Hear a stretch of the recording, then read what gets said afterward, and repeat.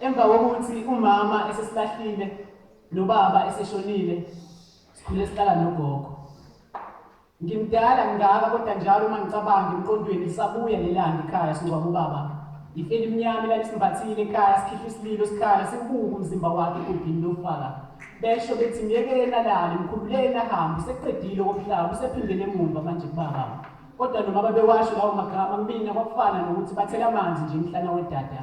Phela isipikili zazingihlaba uma ngicabanga ukuthi mina nobaba siyahlukana, okubuhlungu kakhulu asitholanga nethuba lokuvalelisana. Kodwa sasithi uma sesihleli ekhaya sikhala sibuza ugogo, webantu abami sikalingena kanjani izulu uma singafanga. Wayezama ukusiduduza ngalawo magama ephebeza imjunje, wabamba amanxeba ethu wambambatha. Zadlula iy'nsuku, zadlula iy'nyanga, yadlula iminyaka, masithi siyadlulisa kuyala likho ilanga elishona singaqalekisanga ukufa kwasithathela ubaba. Phela lapha ekhaya kwakhiwe ngodaka, sikhula sidla imbuya ngothi siphanga umdaka.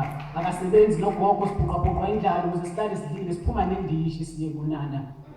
Emva kokuthi umama esesilahlile nobaba eseshonile, sikhule sihlala nogogo.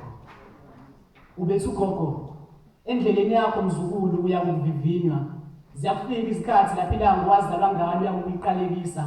Endleleni uhamba kuzoba nzima. Kwasengathi inkosi ngakusiza zithi mhla lezo zikhathi zifika uzungakhohlwa ukuthi uThixo kuphela uyakusindisa. Mntanami ngisho sebethi uyadabukisa. Ubongisiza ngokuziqhelelanisa nomuzwa wokubalisa. Ngisho usuvivinywa zisho ukugwinya izinkinga uboqina njengensizwa uhlabe phansi ngedolo yakuphendula yena lapho usumbiza. Umbizo uzumthakazele. Umkhumbuzo ukuthi uyena owahlenga abantwana baka-Israyeli olwandle ukubova amaqindi sebaphelele. Bayosukuma bamaziyo nabambonile bakufakazele. Kuyothi nalapha abangani sebekubale